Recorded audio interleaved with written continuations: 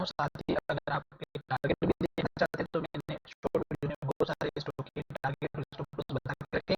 रतन India power का stock का target भी हमने ऑलरेडी बता के रखा हुआ था। जिस किसी ने भी मेरा रतन इंडिया पावर के स्टॉक के टारगेट देखे हुए तो उनको सारे अचीव होते हुए नजर आ रहे होंगे। साथ ही मैंने लॉन्ग टर्म के स्टॉक के टारगेट भी बताए हुए हैं। तो आप मॉर्निंग में जो कोई भी ट्रेड लेते हैं ट्रेड के लिए तो वो वीडियो जाकर के रोज डेली चेकआउट कर सकते हैं। मैं आपके लिए एक दो वीडियो रोज बनाऊंगा जो मैं आपके लिए ही मेहनत करता हूँ। तो चलिए अब वीडियो की शुरुआत करते हैं। सबसे पहले मैंने आपको वीडियो के माध्यम से कहा था कि स्टॉक का हमारा लेटेस्ट जो हाई है वो आपका टारगेट अचीव होने वाला है।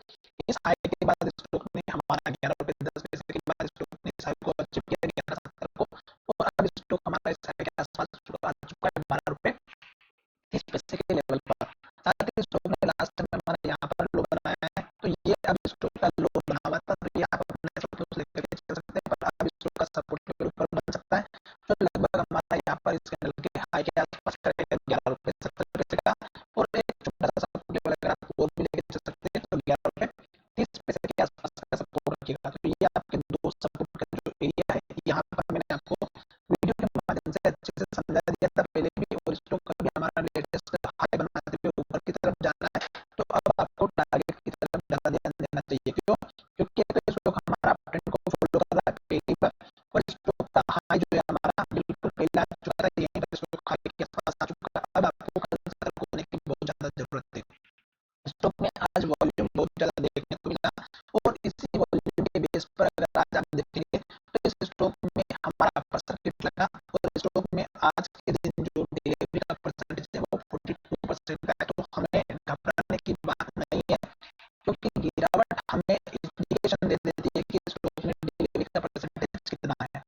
अब यहाँ पर आज के दिन स्टॉक का वॉल्यूम अच्छा है, डिलीवरी अच्छी है और सर्किट भी अच्छा है, पर कल हमें थोड़ा सा सतर्क रहना है, क्योंकि ये पुराना हाई लेवल है और यहाँ भी लेवल है, इसमें वॉल्यूम इतना ज्यादा नहीं देखने को मिला था।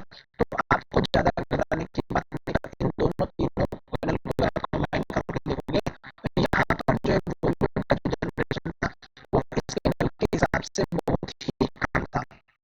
तो कल शायद ये लेवल ब्रेकआउट हो सकता है, स्टॉक इसके ऊपर क्लोजिंग दे सकता है।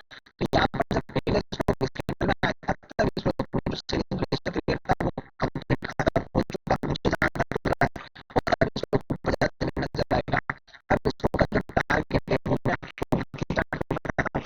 यहाँ पर मंथली चार्ट में देखिएगा ये स्टॉक एक हमारा यहाँ पर लेटेस्ट हाई बनाया था 13 रुपए 50 पैसे के आसपास का। तो 13.5 रुपए का आपका टारगेट अपना छोटा टारगेट अगर आप लेकर चलेंगे तो 12 रुपए 60 पैसे का रखिएगा, ये यहाँ पर आपको इजीली मिल सकता है। पर 13.5 का एक हमारे लिए बहुत अच्छा टारगेट रहेगा। उसके बाद देखिएगा एक यहाँ पर हाई बना हुआ था जो कि लगभग 15.5 रुपए के आसपास का है, जो 15 रुपए से लेकर के हमारा 16 रुपए के आसपास का, 15 रुपए 60 पैसे से लेकर के 16